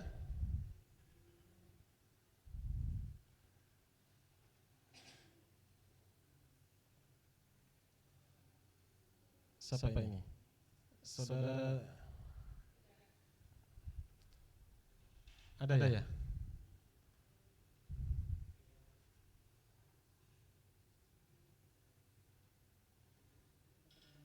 Ya, silakan di-unmute langsung.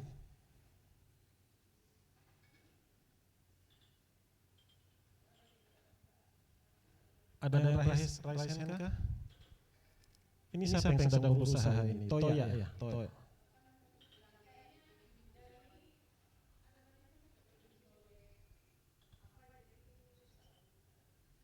Iya. Sudah, ya, silakan.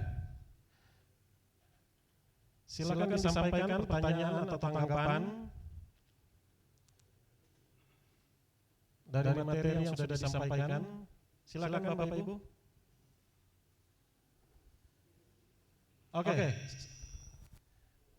Oke, di ruang Zoom belum. Kita masih ada waktu, berarti saya buka kembali ke floor di sini yang ada. Ya, yang perempuan. Tadi laki-laki dua-duanya. Dari perempuan. Ya, pemimpin perempuan, silakan. Ya, silakan berdiri. Tolong dibantu. Tolong dibantu mic-nya supaya terdengar.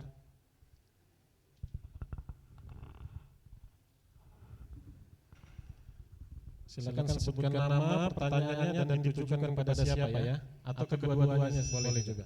Oke, baik. Terima kasih untuk waktu dan kesempatannya.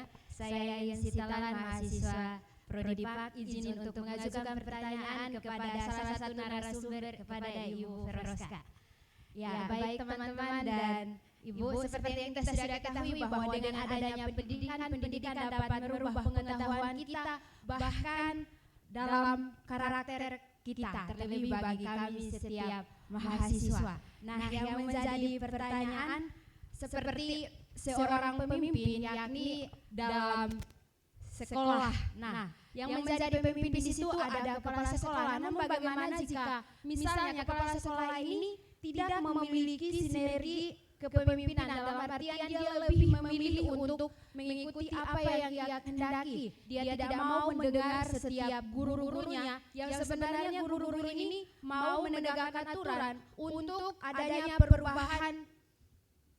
perubahan dalam pengetahuan dan juga karakter siswa. Nah, apakah sebagai seorang guru apa yang harus dia lakukan? Itu dari saya, terima kasih. Ya, terima kasih. Jelas kepada Ibu Dr. Feroska ya, mengenai tadi contohnya tentang kepala sekolah. Silakan Ibu. Baik, terima kasih. Ini pertanyaan yang ketiga di ruang ruangan ini, aula, ya, mengatasi pemimpin yang kurang membimbing, kurang mengarahkan. Kira-kira begitu kah? Ya sebenarnya untuk mengatasi pemimpin yang dalam kepemimpinannya tidak maksimal. Yang pertama itu memang perlu dilakukannya pendekatan, pendekatan dengan menyampaikan apa yang menjadi harapan dari guru, dari orang tua, dari anak didik. Kemudian mengevaluasi kebijakan yang dibuat. Apakah kebijakan yang dibuat itu relevan, cocok dengan keadaan di lingkungan pendidikan atau tidak. Nah itu pun biasanya kan decision maker yang harus menetapkan pelaksanaan evaluasi. Ya, itu bisa diusulkan. Demikian juga dengan strategi yang digunakan, yang dilakukan di sekolah, itu juga perlu untuk dievaluasi sehingga bisa menentukan arah yang tepat untuk perubahan dari strategi kebijakan yang dibuat oleh kepala sekolah yang kurang pas, ya. Tetapi tentunya langkah pertama yang harus dilakukan adalah pendekatan yang harus dilakukan, ya. Membangun komunikasi yang baik, ya, dan melakukan pendekatan yang bijak, karena tentunya seorang pemimpin cenderungan seorang pemimpin itu tidak mau dikritik, ya. Kadang-kadang tidak mau dikritik dan tertutup terhadap masukan. Kadang-kadang seperti itu. Nah, kalau kita memang menemukan hal-hal yang demikian dalam lingkungan kerja atau di lingkungan kita mengajar di sekolah, tentunya ada wadah yang tepat untuk kita menyampaikan ide gagasan kita untuk kemajuan dari institusi atau sekolah. Saya rasa itu ada forum guru, ya, ada rapat-rapat yang dilaksanakan, ya, sampaikanlah apa yang menjadi keluhan sehingga pemimpin kita boleh mengimplementasikan laku karakter sikap yang baik. Ya, memang menjadi tantangan, tetapi itulah yang sering ditemukan, ya. Tapi banyak juga ya pemimpin yang terbuka terhadap kritikan, masukan, ya. Tetapi tentunya cara, kadang-kadang kita mengkritisi, memberi saran, caranya yang salah, sehingga terjadi miskomunikasi, ya, terjadi miskomunikasi. Tapi yang harus dibangun ya komunikasi yang baik, cara menyampaikannya yang baik, jangan hanya menjadi lelucon dan gosipan belakang. Kadang-kala hal seperti itu sering ada dalam institusi dan organisasi. Ya. Pas ketemu, Pak, Ibu, gitu ya. Apa kabar? Tapi di belakangnya, wah, ya. Narasi dan redaksi tentang pimpinannya banyak, tapi tidak pernah disampaikan, ya. Jadi saya rasa disampaikan saja, tapi tentunya dengan cara yang tepat, dengan cara yang bijak, sehingga ada solusi yang baik. Jangan juga kadang-kala kita hanya melihat, seringkali kita hanya melihat kejelekan, ya, atau perbuatan tindakan dari pimpinan kita yang menurut kita itu tidak baik. Tapi kita tidak pernah melihat apa yang dia sudah lakukan selama ini. Ya, apa yang dia sudah buat selama ini. Karena kalau mau disurvei manusia itu, dia lebih cepat, ya, meredaksi yang tidak baik, yang jahat daripada yang baik dan benar. Nah, ini biar menjadi introspeksi bagi kita. Ya, jadi pemimpin kita menuntut pemimpin yang baik, tetapi kita pun sebagai karyawan, sebagai guru, sebagai dosen, ya harus mempersembahkan yang terbaik juga.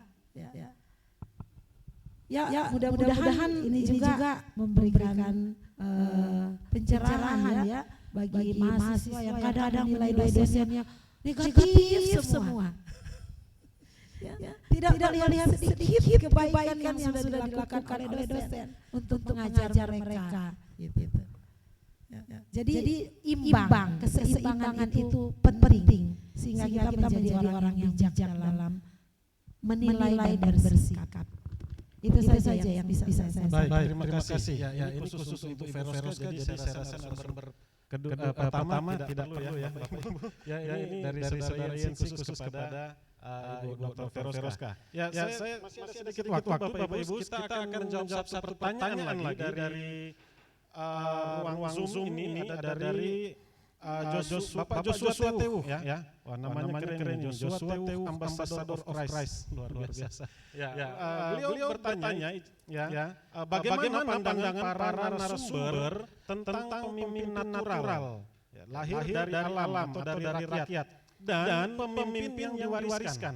Jadi ada pemimpin natural, ada pemimpin yang diwariskan, monokrisme atau dinasti. Nah, apakah kepemimpinan dalam gereja atau kepemimpinan Kristen, kedua jenis pemimpin di atas itu bisa efektif menjadi berkat bagi yang dipimpin. Jadi kepemimpinan yang natural versus kepemimpinan yang diwariskan, apakah ini dapat menjadi berkat dalam konteks kepemimpinan Kristen? Bagaimana tanggapan dari narasumber, mungkin dari Pak Dr. Asep untuk menanggapi pertanyaan ini?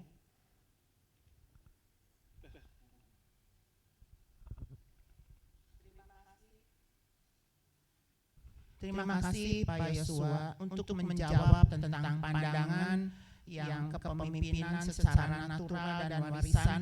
Hal ini merupakan satu namanya tadi kausalitas ya. Kausalitas itu sebab dan akibat bagaimana seseorang mempunyai latar belakang dan mempunyai kompetensi, di mana kompetensi ini adalah penggabungan daripada pengetahuan, keterampilan, perilaku, karakter. Kemampuan ini terbagi atas kecakapan, pemahaman, penerapan. Sedangkan untuk keterampilan ini adalah dibagi dua tentang hard skill dan soft skill. Di mana hard skill ini adalah sesuatu seseorang mendapatkan ilmu pengetahuan di mana dia belajar. Dan tentang soft skill adalah kemampuan seseorang tentang teknik, bagaimana seseorang mengungkapkan tentang komunikasi, egois kita dan karakter kita.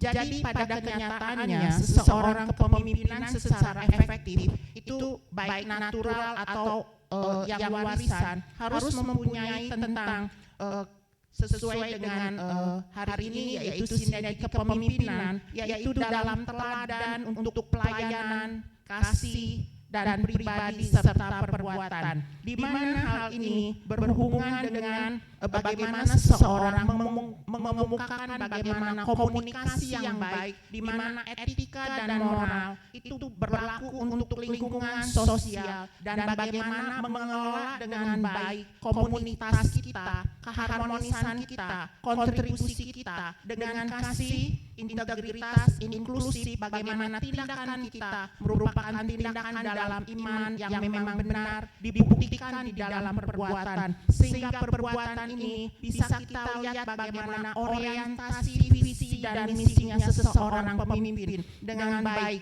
dan dengan yang karakter, sehingga bagaimana validasi masyarakat atau lingkungan di mana kita ada itu bisa membuktikan hal ini kita sebagai pemimpin yang baik dan berkenan di hadapan Allah. Terima kasih. Baik, terima kasih.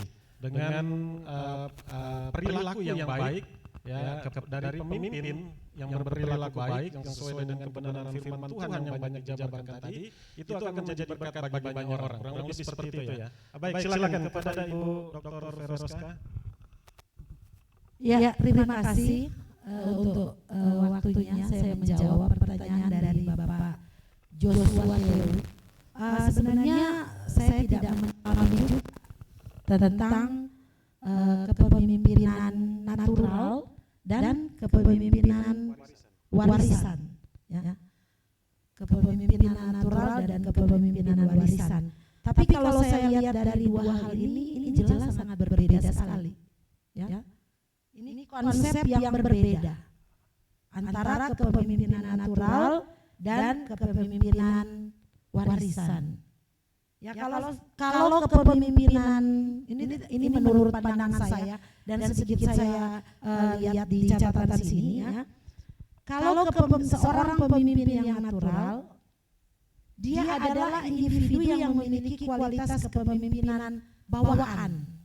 Memang bawaan tampangnya udah kelihatan seorang pemimpin. Sama seperti tadi ketika MC berkata, ini adalah salah satu calon pemimpin yang terbaik. Ya, moderator kita Pak Andi katanya. Berarti kan dari pandangannya dia sudah dapat melihat selama ini, ini tampangnya memang gaya pemimpin sekali. Mungkin dari bodinya Pak, dari badannya. Ya, karena salah satu ciri kepemimpinan natural itu adalah karismatik. Ya, karismatik. Mereka secara alami menarik pengikut. Orang banyak yang suka dan mampu memotivasi orang lain. Dan ketika memotivasi orang lain, orang terpengaruh. Ya. Jadi dan dia juga memiliki kemampuan yang spesial untuk dapat melatih orang lain. Ya. Jadi ini saya bisa katakan bahwa ini kepemimpinan natural, ya, yang bisa saya pahami. Dan seperti yang kata Pak Andi tadi, karismatik itu karakteristiknya Pak. Dia salah satunya karismatik, empatik, ya. Dan dia memiliki komunikasi yang baik. Ya. Itu kepemimpinan natural. Kita bisa melihat juga di kampus kita, ya, di Sekolah Tinggi Teologi IKAT, bukan karena Pak Rektor itu sudah jadi pemimpin, sudah jadi ketua sekolah, tanpa dia menyebutkan dia sebagai rektor, sebagai ketua. Kalau dia berdiri di banyak orang, sudah terlihat tampangnya, karismatiknya. Ya. Memang bawaannya. Ini yang bisa saya katakan bagian dari ciri dan pede, ya, keyakinan dirinya tinggi. Seseorang yang dikatakan sebagai pemimpin yang natural. Tapi kalau malu-malu, sembunyi-sembunyi, kan dia menjadi pemimpin. Itu sedangkan kepemimpinan warisan itu menurut saya, ya, mudah-mudahan tidak salah, ya, penjelasan saya, ya, bukan karena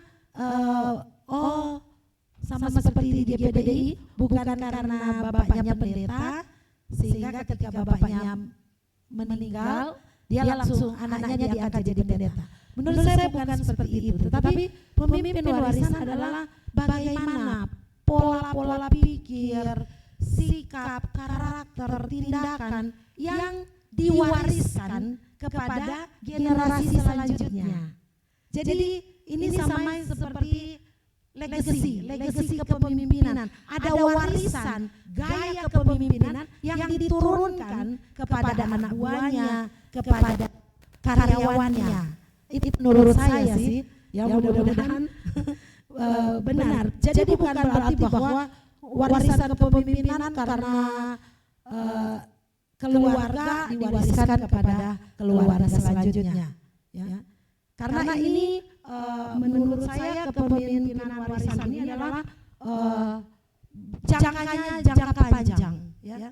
Jadi ada warisan baik dari sikap, perbuatan, program, dan berbagai hal yang dibuat yang diwariskan kepada generasi selanjutnya demi pengembangan organisasi, kemajuan institusi yang yang dilakukan.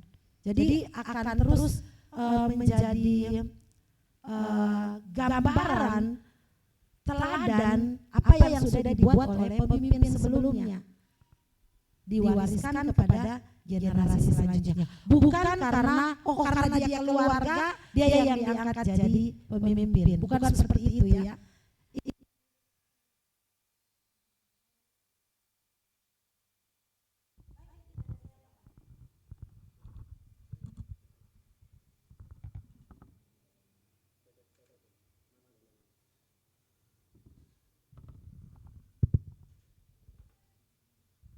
Baik, terima kasih pemaparan dari kedua narasumber yang ada, menanggapi bahwa baik pemimpin yang lahir dari alam, maksudnya bawaan dari terlahir dari secara natural seperti itu, baik dari warisan yang legacy yang diturunkan, ya, jika bentuk dengan nilai-nilai, dilengkapi dengan nilai-nilai Kristen, tentu saja akan menjadi seorang pemimpin yang akan memberkati banyak orang. Itu poinnya tadi, ya. Akan menjadi banyak menjadi berkat bagi banyak orang. Ya. Dan dalam kepemimpinan itu pasti ada sinergi yang terbangun di dalamnya. Baik. Yang mau saya sampaikan Bapak Ibu Saudara dari pemaparan materi demi materi yang disampaikan tadi, jika kita memainkan tugas kita dengan baik, memainkan dalam tanda kutip ya, seperti orkestra yang ada pemain bass, ada pemain drum, semuanya memainkan dengan baik, ya, konduktornya hanya tinggal mengayunkan tangan, semuanya akan terdengar harmoni, ya. Terjadi sinergi di dalamnya. Ya, jadi harus memainkan perannya dengan baik, seperti yang dikatakan Ibu Feroska dan Bapak Asep, ya, bagaimana kita harus melakukan semuanya itu dengan baik, terlebih dengan nilai-nilai Kristen yang ada. Ya, kurang lebih seperti itu. Dan terakhir, bagi kedua narasumber ada closing statement mungkin singkat saja dari Pak Asep. Ya. Terima kasih. Jadi sinergi kepemimpinan ini adalah merupakan kausalitas, yaitu antara aplikasi dan penerapan kepemimpinan Kristen yang mampu menciptakan lingkungan sosial tata kelola yang membangun komunitas dengan menciptakan keharmonisan, kontribusi untuk melayani dengan kasih, integritas, inklusif, orientasi visi dan misi dengan tindakan yang berkarakter dan relasi, di mana validasi selektif dengan nyata di kehidupan di dunia. Terima kasih.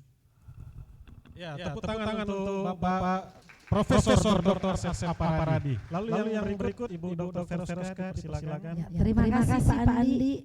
Saya menutup dengan closing statement tentang sinergi kepemimpinan adalah tentang menyatukan visi, membangun tim yang solid, memberdayakan anggota, memimpin dengan memberi teladan, dan menciptakan lingkungan kolaboratif agar tujuan bersama tercapai. Dan akhirnya pemimpin hebat menciptakan pemimpin lain, bukan pengikut, dan keberhasilan diukur dari kesuksesan tim, bukan kekuasaan pribadi. Ya, sekali lagi kita berikan tepuk tangan Bapak Ibu Dr. Feroska Tentang MPDK. Baik Bapak Ibu, demikianlah seminar kita di pagi hari ini. Ya, kita sudah banyak mendapatkan materi mengenai sinergi kepemimpinan yang disampaikan oleh kedua narasumber yang luar biasa pada saat pagi hari ini. Sekali lagi kita berikan aplaus yang meriah untuk kedua narasumber. Dan terima kasih. Untuk itu saya persilakan kembali kedua narasumber untuk kembali ke tempat. Sebelum selanjutnya saya serahkan kepada MC. Ya, sekali lagi kita sambut dengan tepuk tangan yang meriah kedua narasumber yang ada. Saya tutup dengan pantun Bapak Ibu Saudara karena tidak lengkap. Oh ya, ternyata ada kejutan Bapak Ibu Saudara untuk penanya, ketiga penanyanya mahasiswa yang ada di ruang Zoom tadi, ya siapa tadi ya? Di ruang onsite ini, silakan maju ke depan.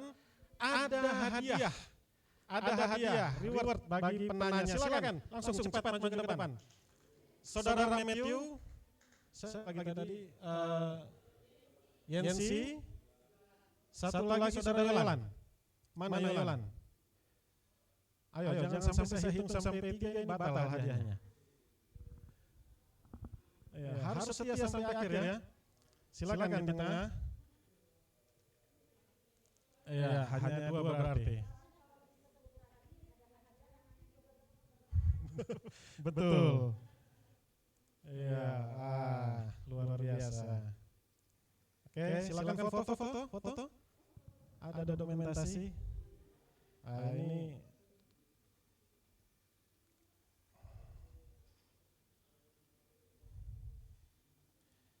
oke. Ya, berarti lain kali Bapak Ibu bertanya ya. Apa tadi ya? Oh, pantun ya. Pantunnya apa tadi? Tengah malam minum sekuteng. Minumnya sambil berdiri. Saya Abang Andi Ganteng. Pamit undur diri. Tuhan Yesus memberkati.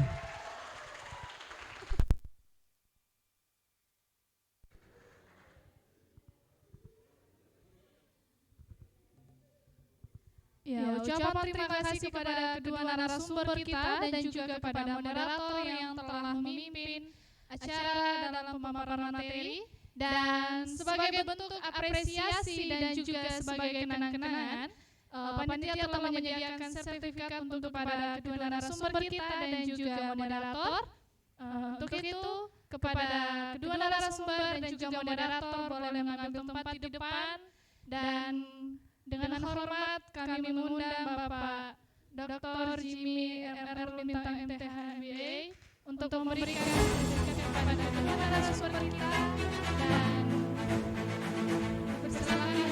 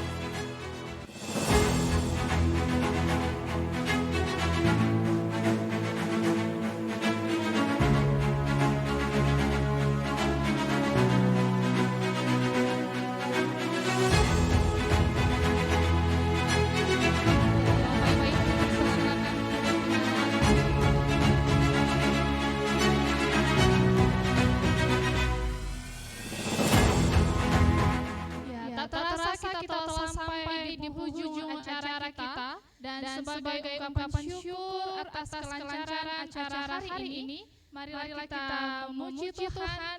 Dan untuk doa penutup nanti saya minta kesediaan Bapak Dr. Heri Frans Pasari BMTH. Namun sebelum itu saya mau kita bangkit berdiri, kita mau angkat pujian beri kemuliaan dan hormat. Sebab Kau besar.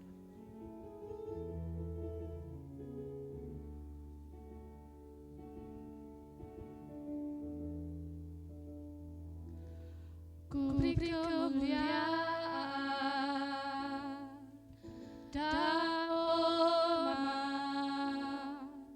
ku angkat suara pujian, ku agungkan nama-Mu.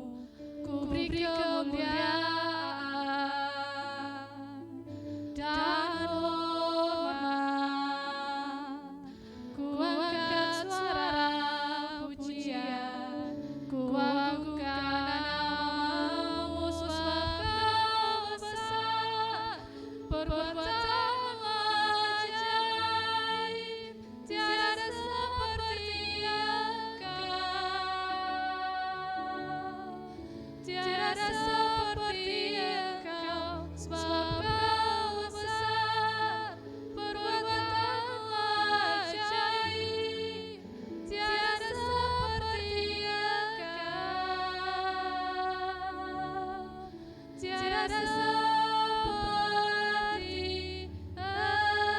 tiada seperti Engkau.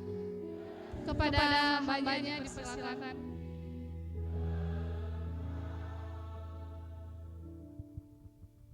Ya, mari kita bersatu dalam doa. Bapa Surgawi, kembali kami syukur. Terima kasih di hadapan-Mu Bapa, karena seminar hari ini, jam pagi ini telah selesai Tuhan, dan kami juga akan lanjut nanti sore untuk seminar yang berikutnya. Hamba berdoa Tuhan buat kedua narasumber, biarlah Engkau yang memberkati Tuhan, Engkau yang mengembalikan segala usaha mereka Tuhan. Terima kasih Bapa. Kami juga berdoa Tuhan untuk rangkaian daripada seminar ini Tuhan sampai yang ke-40, biarlah Engkau yang memberi kekuatan kami Tuhan, sehingga kami dapat melangsungkannya dengan selesai Tuhan. Kami juga berdoa untuk pimpinan kami Tuhan, Bapak Rektor, Bapak Ibu, Pembantu Rektor, biarlah kiranya Engkau beri kekuatan, kesehatan mereka Tuhan, sehingga mereka dapat memimpin kami juga Tuhan dalam kegiatan berikutnya Tuhan, Dies Natalis, baik PKM dan acara-acara yang lain juga Tuhan nanti yang sudah diselenggarakan oleh panitia, biarlah terlaksana dengan baik Tuhan. Segala puji hormat hanya bagi-Mu di dalam nama Yesus Kristus. Kami sudah berdoa dan bersyukur. Haleluya. Amin. Ya, dipersilakan kembali. Saya Suwarni selaku pembawa acara mengucapkan terima kasih yang sebesar-besarnya atas partisipasi Bapak Ibu dan rekan-rekan mahasiswa sekalian. Mohon maaf apabila ada kata yang kurang berkenan. Semoga semangat sinergi kepemimpinan hari ini dapat kita implementasikan di dalam kehidupan sehari-hari. Sampai jumpa di acara selanjutnya. Selamat siang dan salam sukses untuk kita semua. Dan kepada juga seluruh peserta seminar untuk tidak lupa mengisi daftar hadir untuk boleh mendapatkan sertifikat.